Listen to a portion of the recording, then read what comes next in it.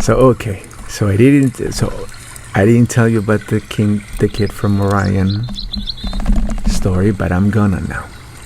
Okay, so again, going back to symbols and everything that I just mentioned to you, it has nothing to do with anybody, because these symbols they only mean something to you because these symbols are sent to you from the divine, and they're everywhere. Like I said, they are always trying to get you to snap out of your funk, or be like, don't look over there, look over here. Look up here, look up, don't look down. I used to tell my clients that all the time because, they used to, first of all, they used to talk a lot of crap about themselves, criticize themselves. Okay, when you're here, all we're going to do is talk nicely about yourself. You're going to take a break from talking badly about yourself. And also, you're going to look up because you know what the floor looks like. You've seen it before. Look up. Because it does change your chemistry. Anytime you sit all slouchy and everything, you're like constricting your life force. Your chakras are not even in a comfortable enough place for them to rotate and do what they do. So yeah, it's there's an orchestration of moments and situations and beings from higher dimensions or higher levels of consciousness that are constantly trying to help you get to your purpose. They're constantly trying to tell you, remember, you're not what you've been told. You're something else. And this is what my story has to do about. That when you get onto this plane, they don't ask you. I've said this to you before. They don't ask you, who are you? What is going to be your contribution that you bring onto this plane, onto this world? What are you bringing us from other lifetimes? What kind of magic can you do, that you brought in from another lifetime? No. They say, you're this, move on. And that's it. You're this. And they seal your fate.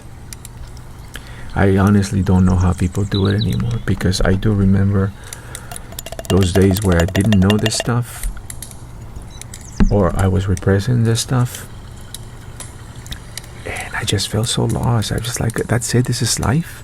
My commute, my paychecks, little tiny moments of happiness, just surrounded by stress all the time. And it's,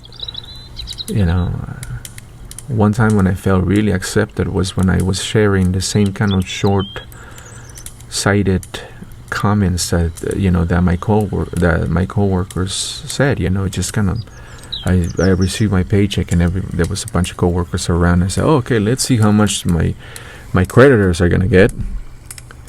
Everybody started laughing, because it was the kind of commentaries I would make, very pessimistic, very negative, very smart aleck, type of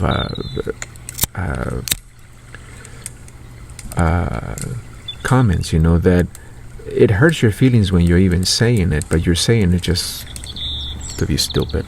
Honestly, it's just to be stupid, because you haven't realized that, that the angels are sitting there again in the higher dimensions.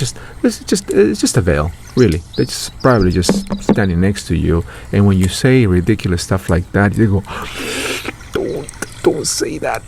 Don't say that. Because we're just gonna end up believing it, and we're gonna be like, see, I told you it was gonna happen. It's like, yes, so shut up. Don't say bad things about yourself. Don't say that bad things are gonna happen to you. In fact, I just found out, because my family didn't teach me this one, a saying from Mexico that says, lo que te angustia ni se piensa ni se platica. What stresses you out, don't think it, don't tell it. I'm like, if I would have known, I mean, that's especially for a professional warrior, not a warrior, but like a warrior.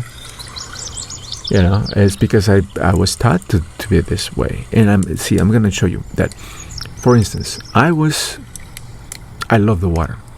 I love swimming, and a lot of the times I had to, when I was a kid in the 80s, I had to sneak out, sneak out to go swimming.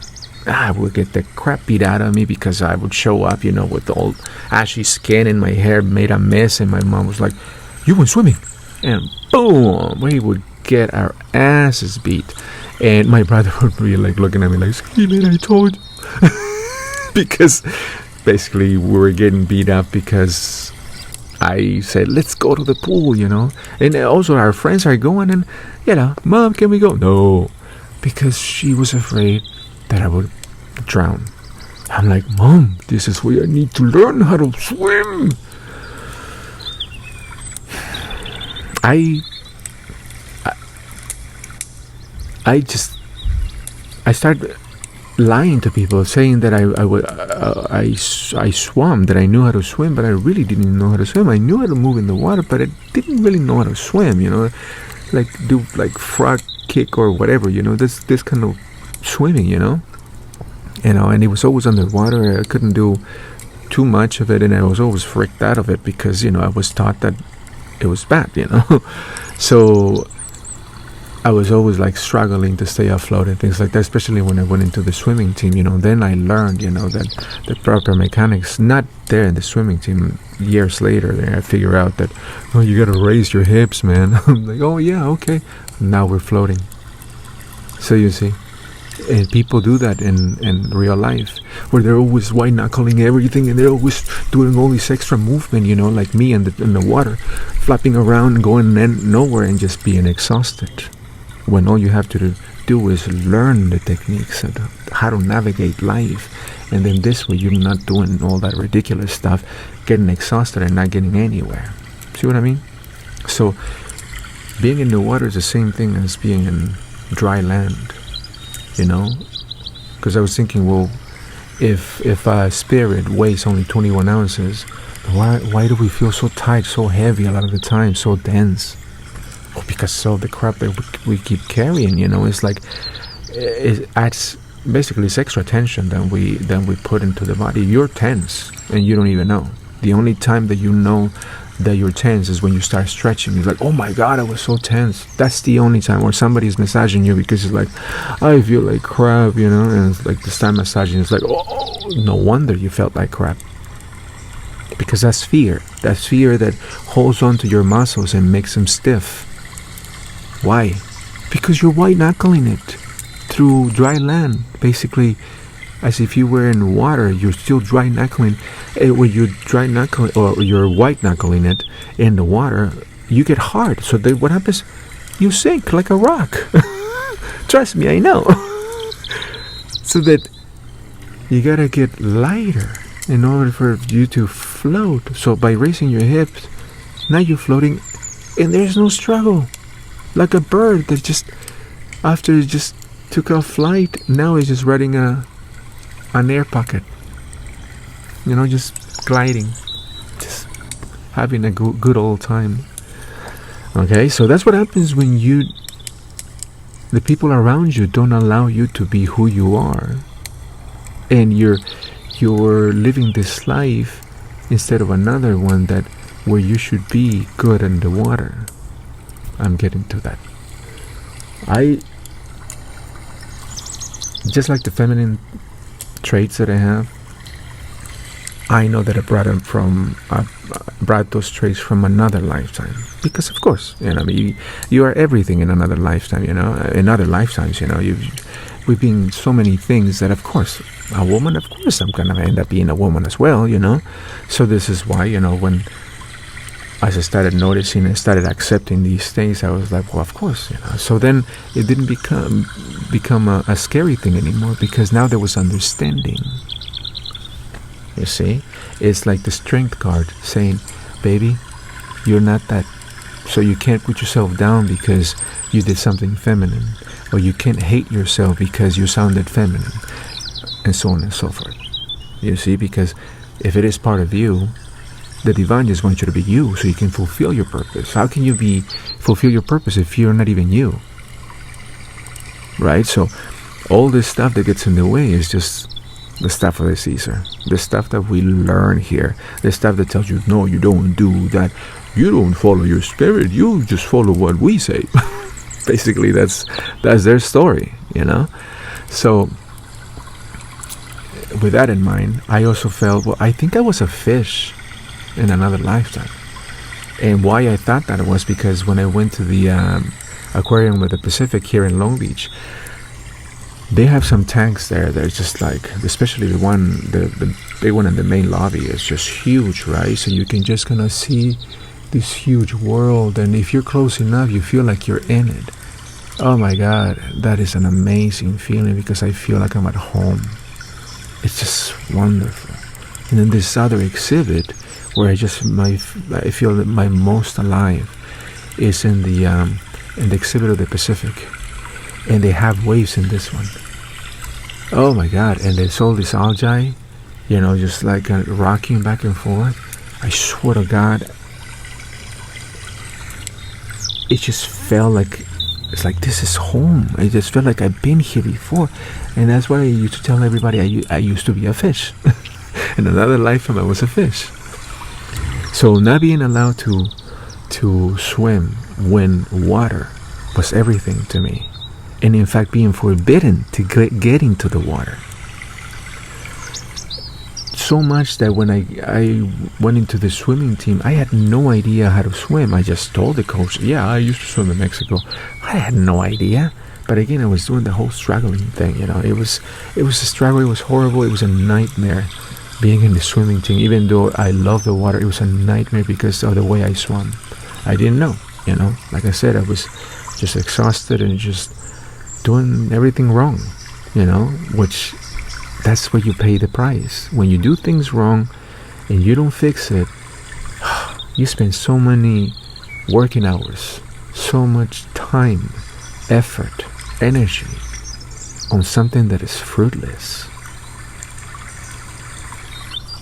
Like, just as a side note, like Jim Carrey's dad, going for the safe thing. He's told the story many times, So I'm just telling you because that also happened in my life, where you failed at what you hated in the first place. You failed at something you didn't want to do anyway, but you just did it, just because it felt you thought it was safe, and then you still failed at it. Jim saw, and I saw myself on my own account, in my own life, what happens when you pay the consequences for doing something you weren't even attracted in the first place to doing it, or it wasn't your place to be doing that in the first place. So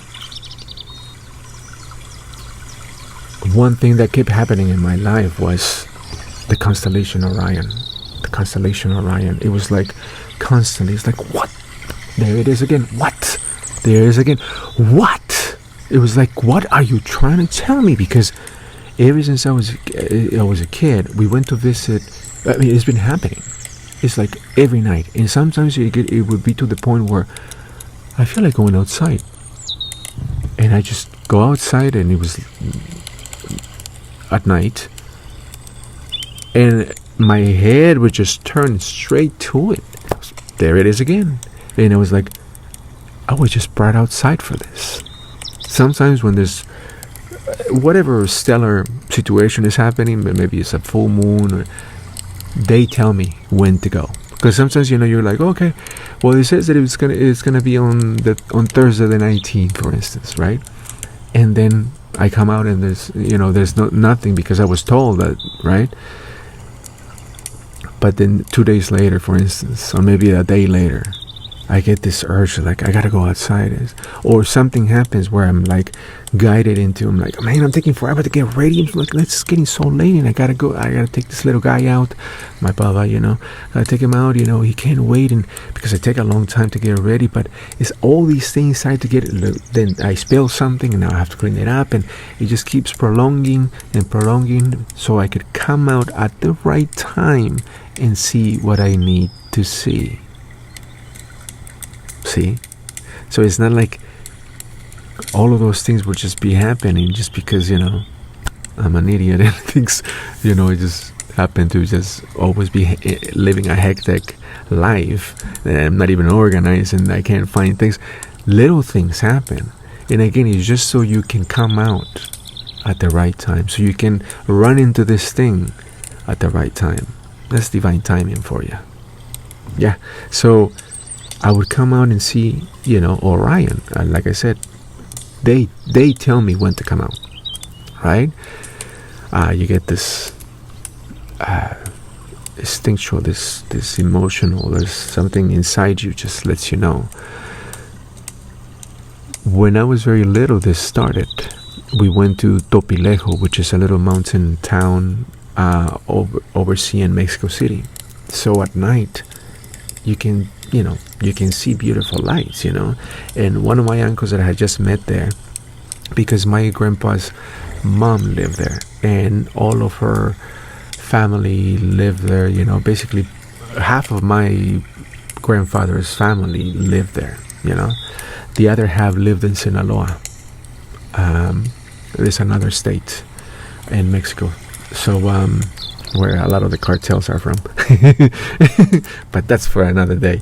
No relation, or maybe, I don't know, maybe I have some family, but so half of my grandpa's family is from Sinaloa and the other half is from the state of Mexico.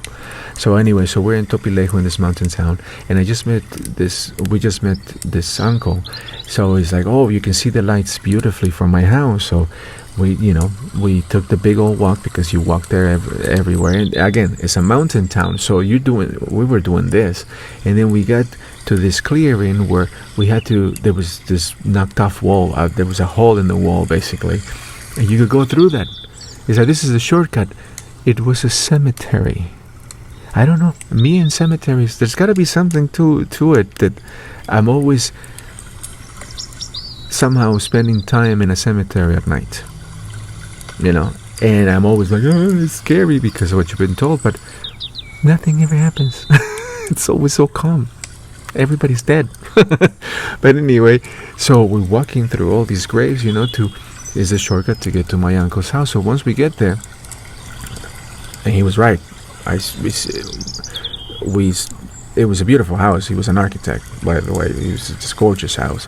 And so we opened the sliding door in the back, and sure enough, there's a cliff, and you can see the lights of Mexico City. And Mexico City is huge. So you see lights below and lights above. Now I'm like, as above, so below. So I'm just like, oh my God, that moment was just like, but I was a kid. I had no idea. Besides, everybody had convinced me that I was something else. That all the little visions that I had, they meant nothing, and there was just crazy stuff. But as I'm looking down, again, I'm prompted somehow to look up, because again, lights, and I look up, and there was Orion. And back then I didn't know it was Orion, but to me it looked like the coolest thing.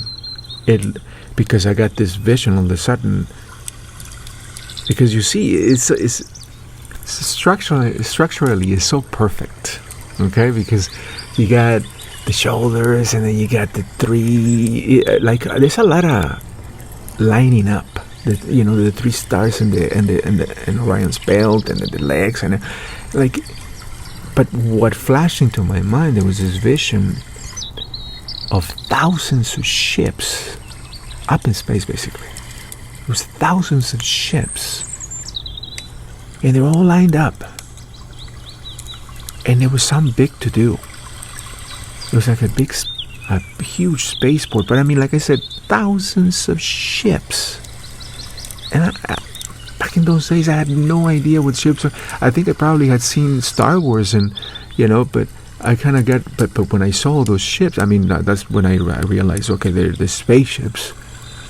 This is a space, and this, but they were all lined up like I've never seen before. A sea of ships. And then I got this other. Right after that, after seeing all of that, boom! This huge room with all these kids. They ranged from like 6 to 10, maybe younger, maybe 4 to 10. Like I said, all sizes, all age, between 4 and 10. And now, looking at the situation, because after so many years, and because it's like, what are you trying to tell me? You get this clue and then that clue, and tarot and dreams and messages and symbols. And this was during the Orion Wars. And what happened, remember when during World War II, they sent all the little kids from England, they sent them to the country, so when there were air raids, they wouldn't get affected by it. That's what that was. The group that I was in, all I remember was being in this big room, but I probably was in one of those ships, and we were to land here on Earth. And that was it. That was the end of the transmission. So that was back again. That was back in the 80s, probably 80. I want to say 84 or 83. No, but probably 84. A lot of great things happened in 84 for me. So then again, remember how much I love the water. Thought I was a fish in another lifetime. You got all this feminine energy. And then also I can't deal with the heat. And the funniest thing, the most ironic thing is that where I came from, or where I lived in Mexico, in Izúcar de Matamoros, I told you guys this before, there was the only body of water that was closed was this river that was always too low to even go swimming, so we would sneak out. But yeah, as a kid, still just getting wet was good enough, being around the water, and again the noise, the sound the water makes. This is why I always have water running. But it was like a dry bowl. There was just heat. Heat, like I said, it was my God, the heat. It was just hot. There was no sea breeze. We lived in a bowl. Honestly, in the middle of Mexico, there was no important bodies of water for about 2 hours away. And that river that ran by the city of Matamoros ran from Puebla.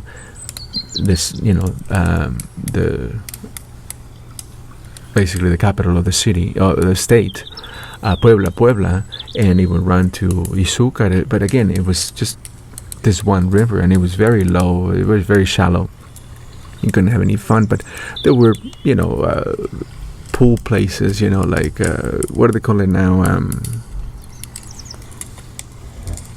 Water parks. That you could go to, and because there was nowhere to, you could just refresh yourself, right? So that's why I love to. Maybe that's why I love also the water so much, because it was so scarce. There was so going swimming was like yes, But I I remember just loving it. But man, the heat and how I was brought up, how I was raised. You couldn't complain about the heat. What are you, a pussy? That's what I would get, and so those things that are stuck in the cells, as memories and information, useless information that doesn't help you, just kind of hold you back, is that kind of stuff, that macho bullshit, that is like, oh, what are you, a little girly man, you're a girly man, because you can't handle the heat. And I used to really be hard on myself because At one point I moved to Riverside County here in the United States, and just again, it was just like being back in Mexico. It's a bowl. There's absolutely no water anywhere, and there's just heat that packs. It's like, I get in a bad mood. I can't stand it until I just probably, if I could get into the water after, I would feel better. But air conditioning is just like, what do they call it in Dogma? It's the greatest sin or something like that. Nothing better than the greatest sin of centralized air or something like that. I don't remember how the line goes. But all of that coming into play when, again, by matters of divine communication, divine timing, divine intervention, divine information being delivered to me through tarot, through symbols, through just serendipitous moments to let me know of my identity, my true identity, my history. Remember I told you how the humans have a rich history. We have a very rich history that we don't know about. This is why I called us, angels with an amnesia, because we've been kept from the real story. So anyway, here's the rest of this story. Through all the signs and symbols that I've been receiving, I've came to find out, and I'm gonna tell you that's just like I found out, that I am Mentakan. That Mintaka is a star in the constellation Orion, and this place during the Orion Wars, basically the planet died, and it was a water planet.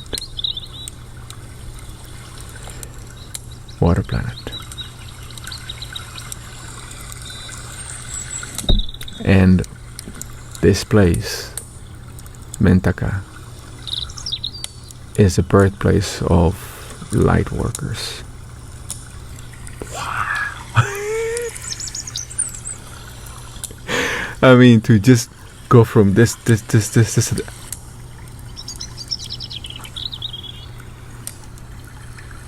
Oh, that makes a lot of sense.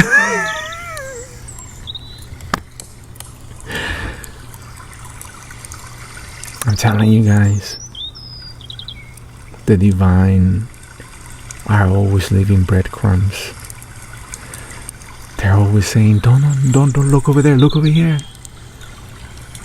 And they're always trying to, they're imploring to you, remember, because you must fulfill your purpose.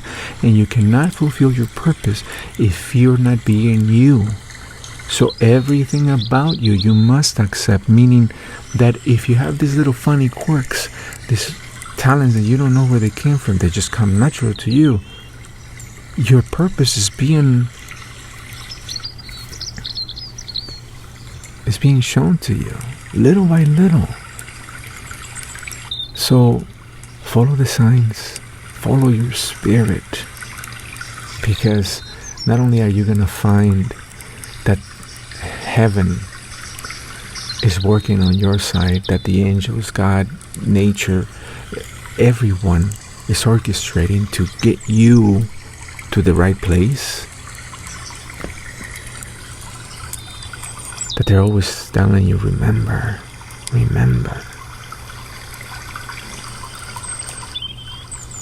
They're always trying to reveal your true identity. So you can't have any limiting notions, limiting thoughts.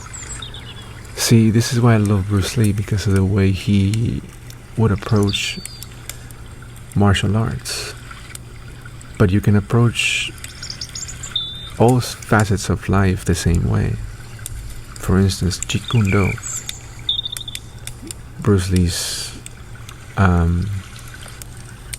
philosophy on fighting. You can use it on anything. For instance, he was emphasizing that you should use the techniques that come natural to you. So then you have the style of no styles, which is your style. If you remember, just a side note, remember in Kung Fu Panda, when everybody's like going crazy over the dragon squirrel, and oh my god, he's the only one who can see the dragon squirrel, and then when the panda ends up seeing the opening, the dragon scroll, what did it say? It was a mirror, and it was mirroring his own image. That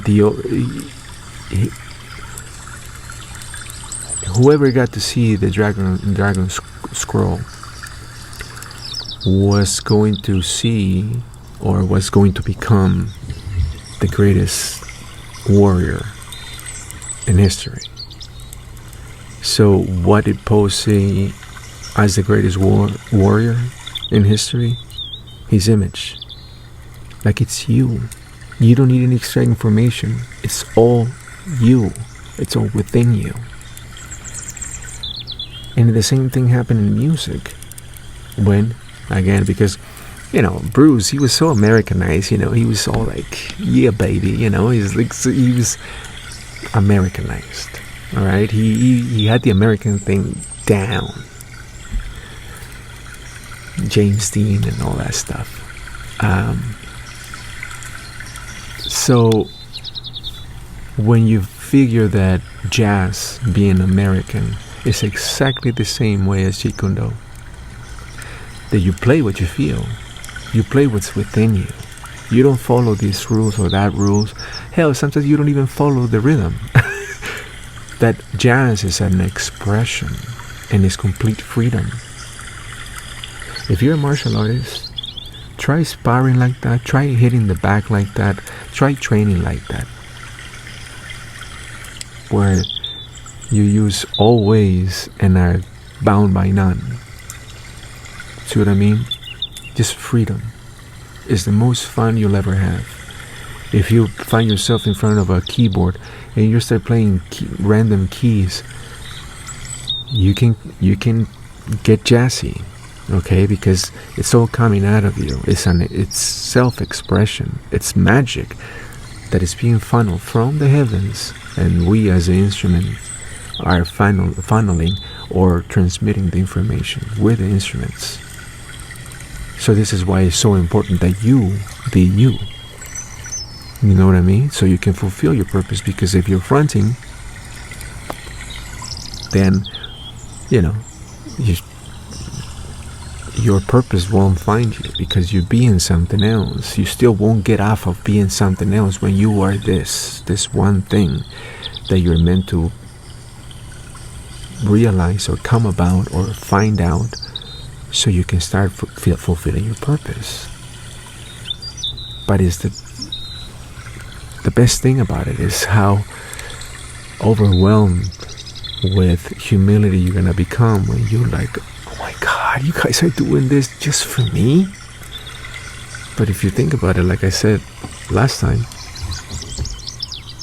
if you were God, let's just put it this way, you are your own bigger self. Wouldn't you do that? Wouldn't you leave breadcrumbs? I know I would. If this was a situation like Back to the Future, I know that I would leave my past self a bunch of information, a bunch of breadcrumbs, so that he could, navigate its way, to the future with me. You know what I mean? So that, yes, there is a possibility that God itself is your bigger self. In fact, it is your bigger self, because that which is it is within you. Either way you look at it, you are divine in nature. And you can do many, many, many things just by utilizing the number one principle of the Hermetic, of the Hermetic principles, which is mentalism. That everything is mental. With your mind. Everything can be done with your mind. But what's the story that we've heard? That's crazy. This guy. Okay, well, make me a car then. You always get those cynical, commentaries, that basically this is why, in the Kabbalion, there's this axiom or this saying that says, for the pure, everything is pure. For the base, everything is base. Meat for strong men and milk for babes. That, it's not literal. It basically means that give the good stuff, the thick of the information to those who get it, those who have earned, who are right, basically the ones who are courageous enough that they've done the work. They have the understanding to understand the material. And those who don't, those young souls, those souls that still not advanced enough, that just give them a little bit of information just to get them through whatever they're going through.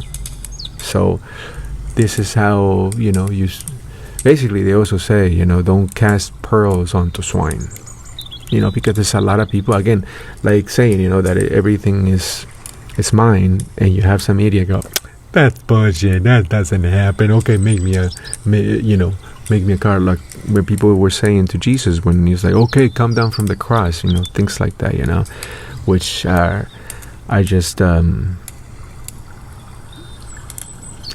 it's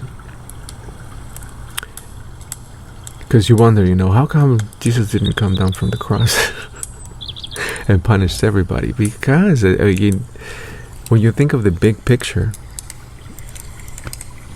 I mean, imagine, like I said before, imagine Jesus, it's like, okay, that's enough, and just dropping the cross that he's carrying and just picking it up and just starting smacking everybody with it. That would defeat the purpose, and we wouldn't be talking about him the way we are now, would we? I mean, he said, forgive them, Father, for they do not know what they do, because that's the only thing that rings true about that whole situation, about him dying for our sins. He was killed by a government that found him dangerous. That's because when you're a good person, you become dangerous to those who qualify themselves or call themselves good. You become a mirror to them. You make them look bad. And this is why myself here, I become the scapegoat. I become the black sheep, or the evildoer in my circles, because I either call out someone, because it's like, you're doing it, you're taking advantage, and then that person that I just called out goes on a campaign of trying to destroy me because I just call them out. Or for being a good person, I'm making somebody else look bad. Basically, they don't want you around, so they'll just start talking all kinds of crap. But anyway, that's how these things happen. So if it happened to me, it happened to Isa, how he was called back in Tibet or India, when he went to study, the healing arts. He was he was an initiate, and he went through the trials and the tests, that the initiates would take, in the Great Pyramid of Giza, and inside of it,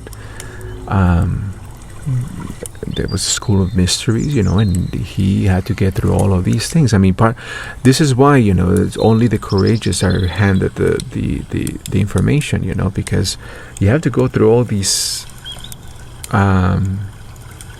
trials, to show that you have the resilience, the heart, the spirit to meet the moment. They need it, and you have to. Your spirit has to be strong enough, and those who dwell in the low vibrations would never be able to handle it, would not be able to understand it. So see, this is why as they say in the Kabbalah, you don't cast your pearls onto swine. People who just don't get it, they're all just gonna probably make fun of it and things like that, and muddle up the information, and all of a sudden becomes this thing like The Secret. If you mention The Secret, some people just go, but The Secret was the beginning of manifestation for me. That's where I learned this whole thing. So it's like a gateway book to me, because it started me in all of this, and now, I can literally have conversations with divinity because of that. In fact, I didn't tell you about this also, this beautiful synchronicity that I went through at the beginning of this beautiful journey that I've been on. Back when I was starting to be when I was just starting to do acting, I did this independent film basically, and it was produced by Saya Films. And you're like, what's Saya Films? It's like, well, Saya Films is run by the person who channels the entity, the higher dimensional entity called Bashar. So yeah, he wrote this script about all of these, spiritual situations, and called it, what do you call it? Oh my God, I can't. Oh, Dearly Departed. Yeah, Dearly Departed. It's some obscure.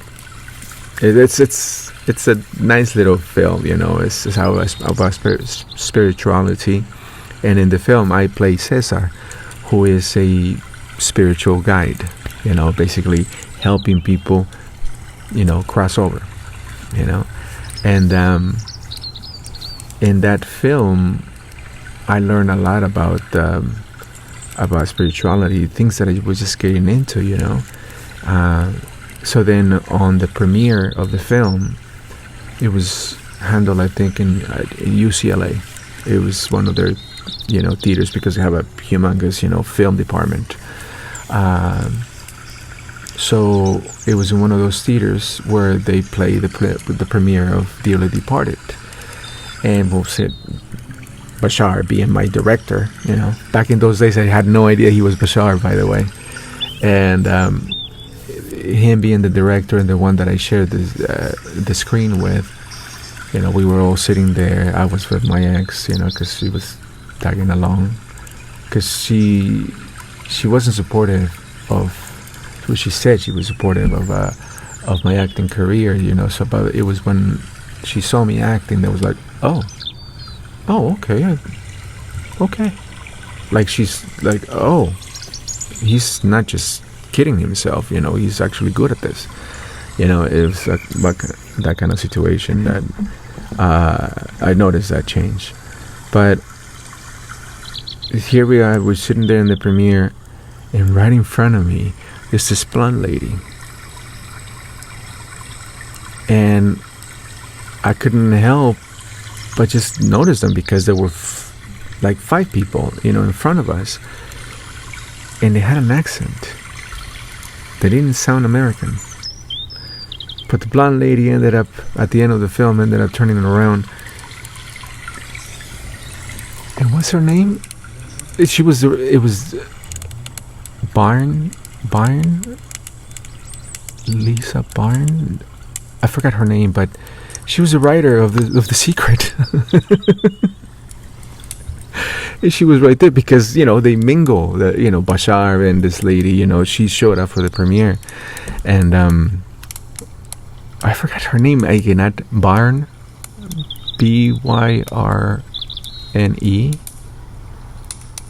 I forgot her first name, but yeah, she wrote the Secret. And this is after, maybe 3-4 years after I had read The Secret, and there she was. And the reason why I was an actor was because she sparked it's possible. You can become an actor, and I was able to manifest my acting career. So I'm not just talking out of my butt.